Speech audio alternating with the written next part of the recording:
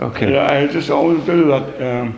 About the date, let's look at the date is Dalid Iyar Tafshin Ain Dalid. I think it's also May 4th or May 5th, 2014, right.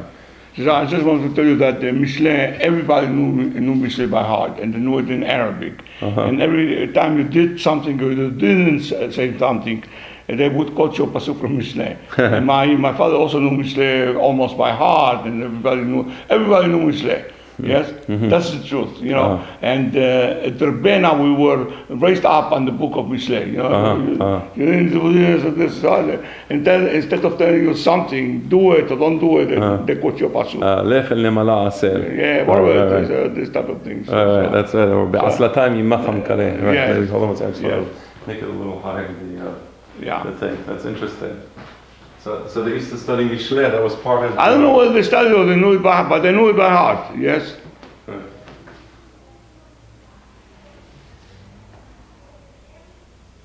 Okay. Yes.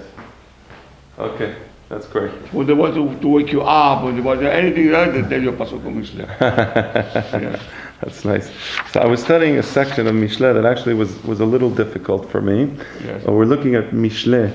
Perek Tet Vav.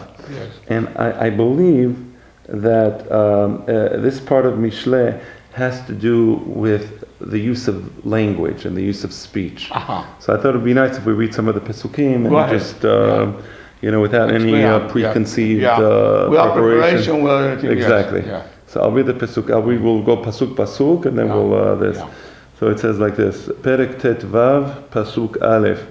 Ma anirach yashib hema wudvar eseb ya'ale af. Right. So you want obvious. Yeah, but right. I think ma anirach means like this. Let's start with devar esev. Devar esev means a sad story. Or me'aspen. Or devar esev. You say something to provoke the other person. You see. And Ma'anirach is somebody spoke to you in a harsh way, and you're courteous. You're nice. Right. Ma'anirach, yashib hema. Right. Yes. Right. So when you say Ma'anirach, it's because somebody spoke to you hema. Right. Right. In an aggressive manner. So you answer them softly. Don't respond in kind. Right. So Ma'anirach, yashib hema. So somebody speaks to you with anger. Yes. If you want to bring down that anger, answer him gently. And that's the word ma'aneh. Means how you respond. Answer. How do you answer? That's a very nice point. Ma'aneh. Right. Not, it doesn't say davar rach. Ma'aneh rach. You respond in a rough way. And I had this kind of things experience. That when somebody is courteous, sometimes people think that you're a coward or you're no. Right. You're acting in the proper way. I mean, right. That's nice. There are people who looking for a pretext to be angry. So Ma'anirach, Yashib Hema. Right. You see, and Hema, it's a beautiful word. Hema comes from ham. I'm anger. I'm all boiling inside. Hema. There's nothing worse than that. That's in a nice way, and so this. Right. So what's nice is because sometimes you see people they fight. What happens is the fighting starts because of the speech. Meaning. That's right. Correct. A person raising his voice at his friend or colleague will elicit certain anger within himself. Just by raising the voice, he becomes an angrier person. And of course, the person hearing the loud voice is naturally will get angry. Yeah, it doesn't say about loud and not loud, but it means just rach, it's soft. Right. So the way to answer a person who's angry is instead of the advice is naturally you're going to answer anger with anger. That's a natural human reaction. It's almost a chemical Pavlovian reaction. So the advice here is if you're in this type of situation, don't answer with anger because then it's going to just lead into a fight. It'll become explosive. So ma'anirach. So answer, listen, speak in a soft way. Because when you speak in a soft way, you're going to calm him down. And then maybe maybe the argument will resolve itself. Maybe it won't, but at least it won't turn into an explosive. Yeah. Also, the word hema is the top anger. Yes. It means even the top anger could be reduced, handled. Right. Udvar ayesev ya'ale'af. But if you answer angrily, then you're just going to increase ya'ale'af. You're going to bring it up. The anger, you're going to bring it up to a higher level. I understand it here as a transitive thing. You produce asev.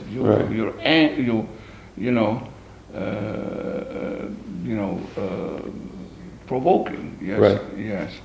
Yeah. Right. Interesting. Also, now this. Also, be'aset l'divarim. Right.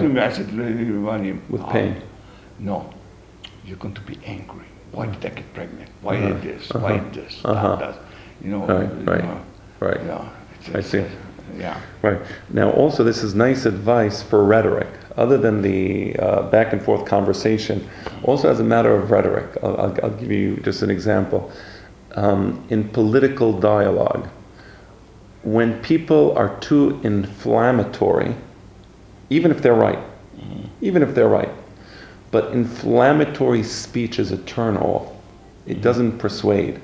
When you speak in an inflammatory manner, people perceive you as an ideologue, and they get turned off. This person is an angry person. This person is a nervous person. This person is a fanatic. It could be that he's right. It could be that he's screaming about something that really should be screamed about. But the point is, you're not going to convince anyone. But no, this is also could be turned around.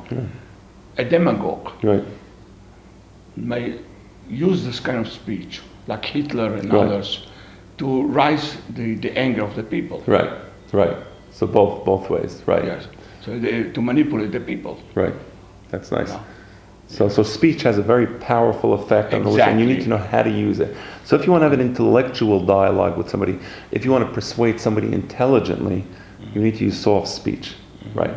If it's going to be a recourse to emotion, then in that case use inflammatory speech, in which case you can either be a demagogue successful at it or an outcast unsuccessful at it. But either way, it's not going to be an intelligent conversation. You're going to be speaking to a certain type of public. Yeah, but I want to ask you something. I believe that maybe he is talking not about the content, but about the ta'amim, the voice tone, the pitch, ma'aneh. I agree. And you see, when demagogues speak, there's a certain type of raising the voice and Hitler Mashemo. Right. I remember, I don't think Perón was like Hitler, but when I used to, as a child, Perón in Argentina, the ma'am of Right. Also others, Right. Yes. Right. It's not just a question of. It's a question of ma'am. Right. It's not the content. Yeah. It's the ta'amim. The ta'amim. Right.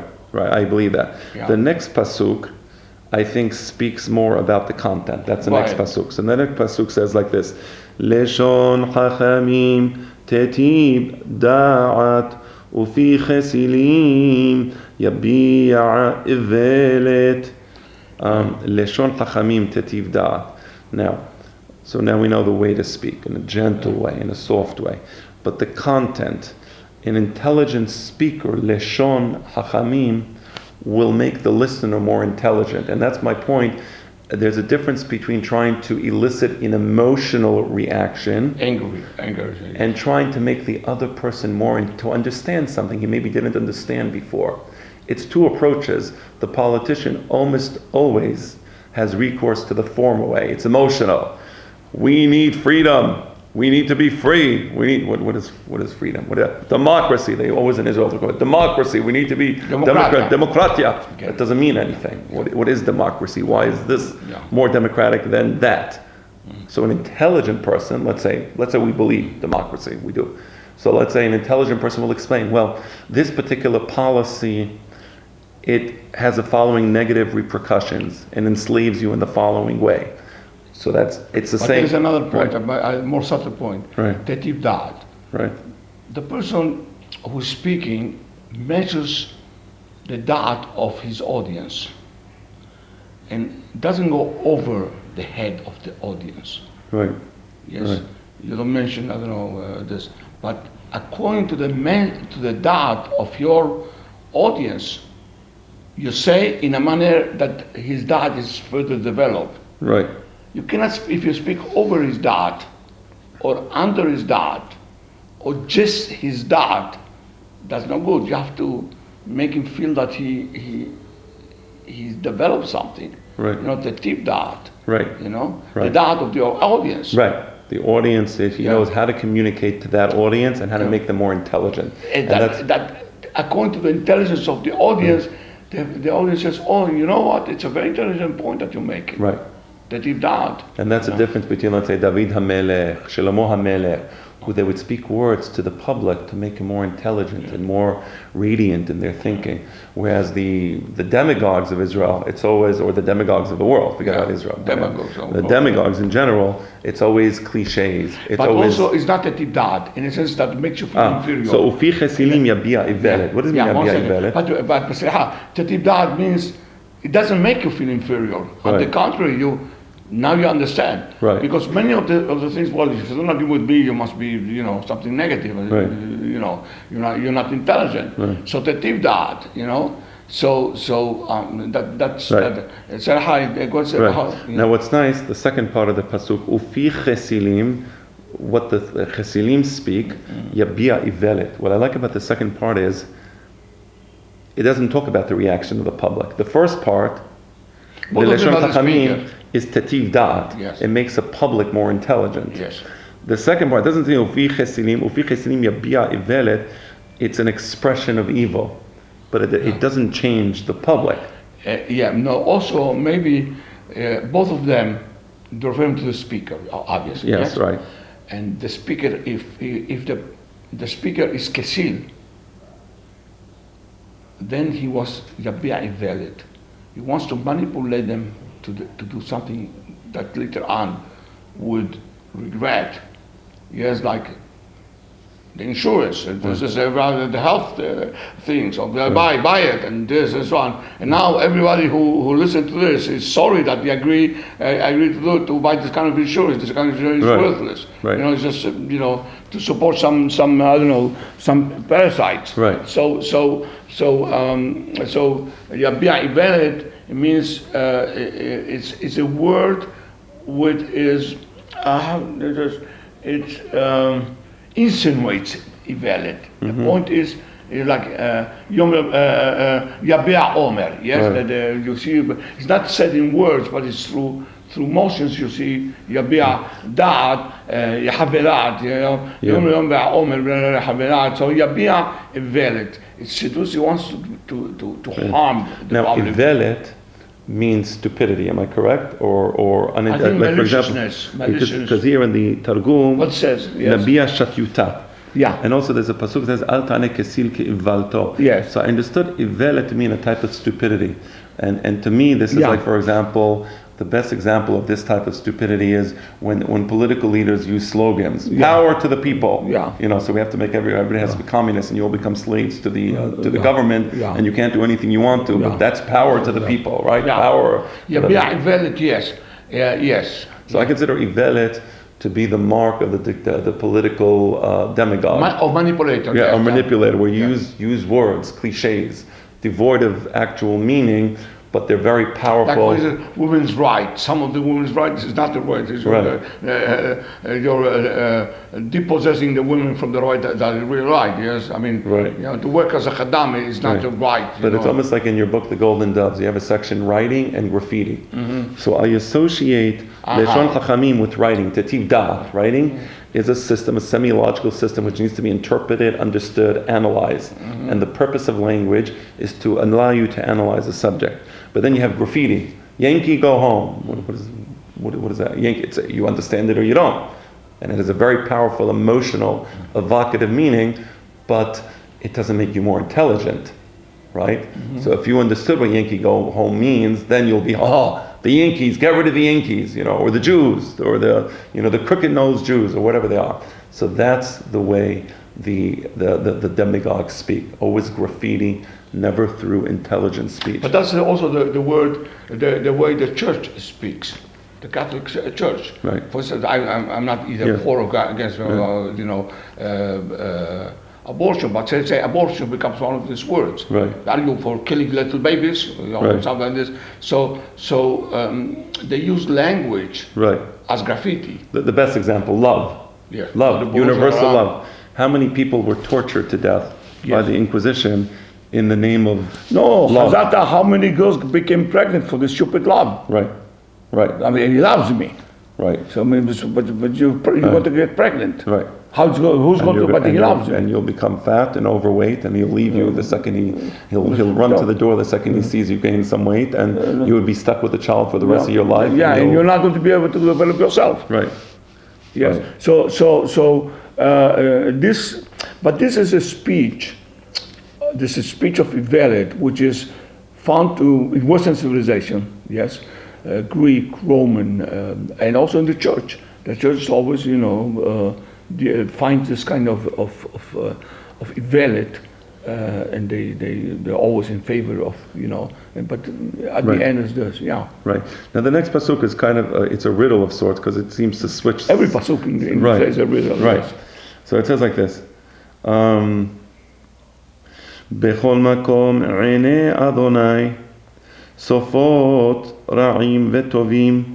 So Hashem, his eyes, meaning he is aware, always looking at the ra'im and always looking at the tovim. Hashkaha peratit. I think what it means is that the same way there's hashkaha peratit upon the actions of man, and a person has to be held accountable for his actions, I think the pasuk is saying, and you also have to be held accountable for your speech. Yeah, but also there's another thing. At the end, you think that you're going to fool God.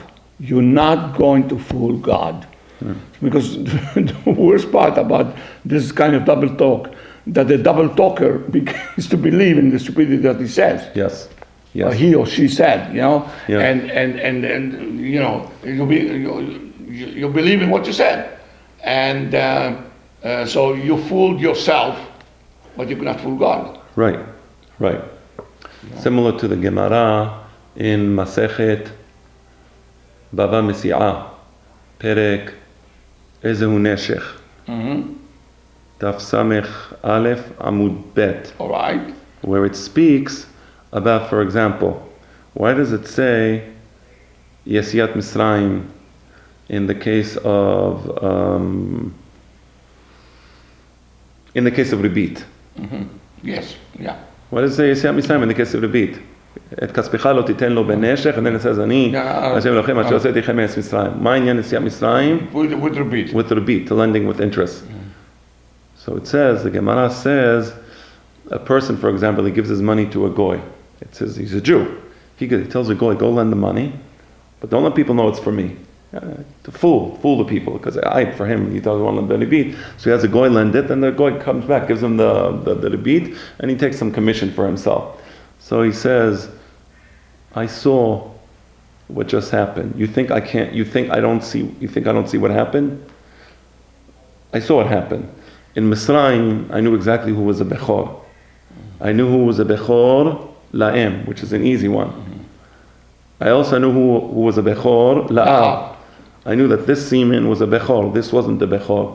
So a guy wakes up in the morning, he has 4 of his sons die. He says, 4 of the sons, the Gemara says, because Hashem knew this woman with this and that, and that was a Bechor from another man, and that was a Bechor. So Hashem says, Ani Adonai Elohechem, asher hoseti etchem me'eretz Misraim. I saw what happened in Makat Bechorot. I knew who exactly was a Bechor. You think I don't know who it's going to be, who was Malveh Ribit, who wasn't Malveh Ribit? I see it. So here also Hashem, a guy gets up, I want freedom for the people. Big tzaddik, he wants power for himself. He doesn't want freedom for the people. But it seems so beautiful. I mean, he's trying to help the people. He's trying to help humanity. So Hashem sees, and the pasuk says, "Bechol makom einei Adonai, sofot ra'im betovim." Hashem knows who's really the It's tovim. There's some people who do tovim. But also, Saliha, it says, you could fool yourself, but you cannot fool God. Right. That's the ultimate message. Right. Yes.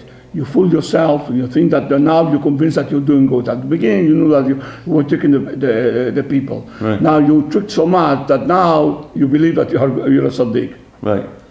Right. You're not going to fool Borei Olam. Right. That's you're not going to fool Borei Olam. Yes. Yes. That's the point. Yes. And the Sadaha, sometimes this happens in the religious world.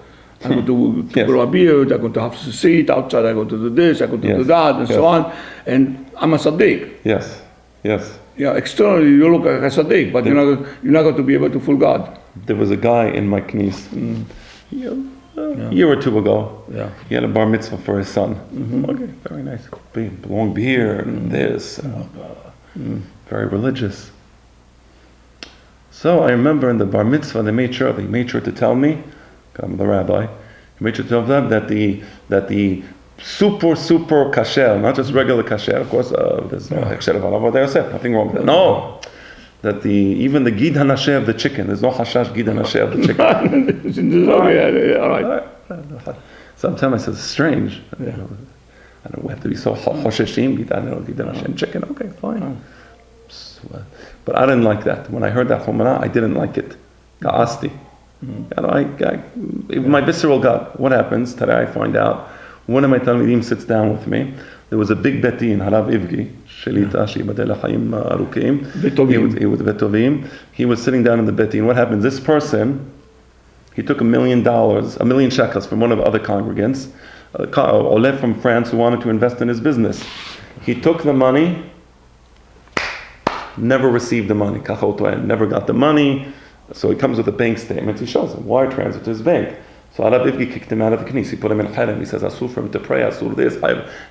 Now this is a guy bared in this and so super duper glatt kosher, and what takes $1 million shekels, all the money from one guy, puts it in his pocket, runs away. Lo echpat lo. You see this. But also there's another situation. And sometimes I see young wives and so on.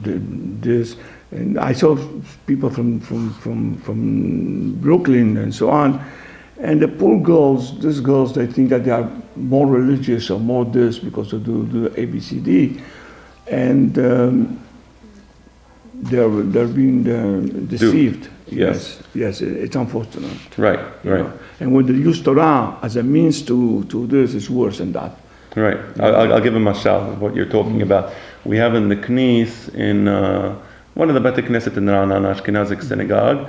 So sometimes they have get-togethers for boys and girls, and they're very clean cut. They're not disco music and chas v'shalom, drinking or drugs. They're very clean cut. So a guy walks by and he says, "Perutzot," like I got from my knis. He was like, asur to go inside the knis. Now, by the way, the party was downstairs in a social hall, and it was a very clean cut. I mean, my gosh, what a clean cut that. And so I told myself, what do you want these boys and girls to do? You want them to go to Tel Aviv, and I don't know what they have in Tel Aviv, or do you want them to meet each other, and many of them get married? You want them to meet in the knis, of course, downstairs, or you want them to go to Bar Minan to the Goyim, and that's really what they are, like Goyim in Tel Aviv. Worse than Goyim. Worse than Goyim. Yeah.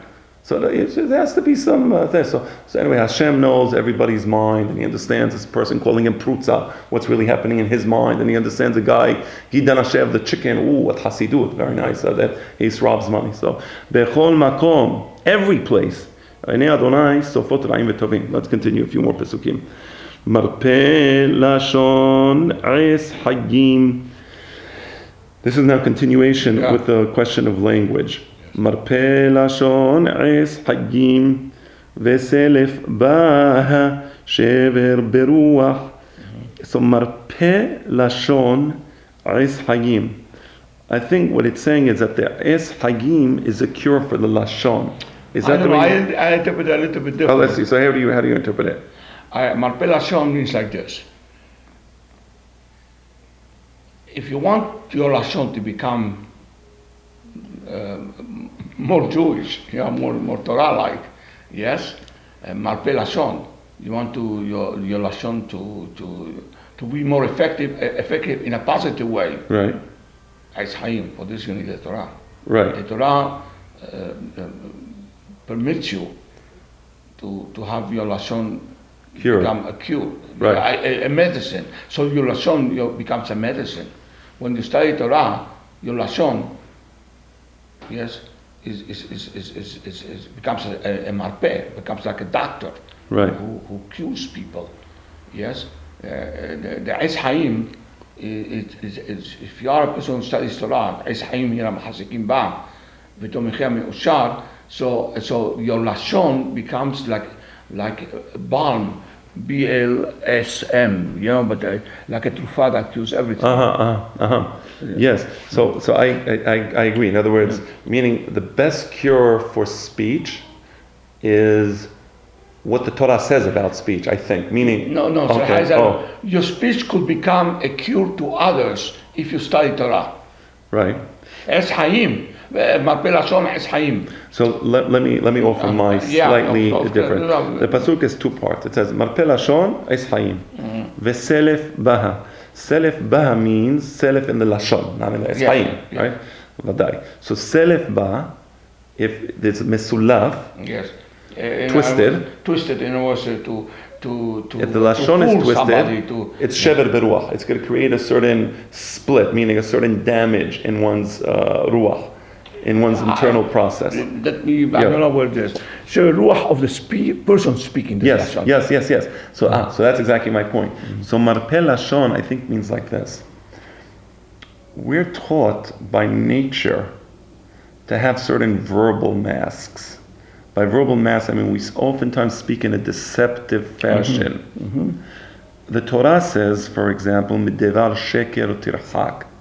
Deception is a bad thing, and a person who naturally speaks in deception, selef ba, there's a twisted tongue. You're destroying the neshama. Meaning, people think that it's the neshama that affects the lashon. Yeah, but very nice. But here there's something deeper. It's like the way you speak will affect your neshama. So, for example, if you're a person, another example of Torah, you ona'at devarim, you like hurting people's feelings. You're very clever and you're quick tongue and you know how to hurt people's feelings. That's going to affect you. That's going to hurt your neshama. You're going to become a bad person, right? Selef ba'shevel beruach. The best way for the lashon to become a marpeh, meaning for you, Eis Haim, you have to follow the values of the Torah. For example, lo tonu ish et amito, ona'at devarim, midevar shekar tirchak, lo telech lachil be'amecha. In the Western society, especially American society is obsessed with finding faults in others. The minute you get a popular personality, you saw him walking out. This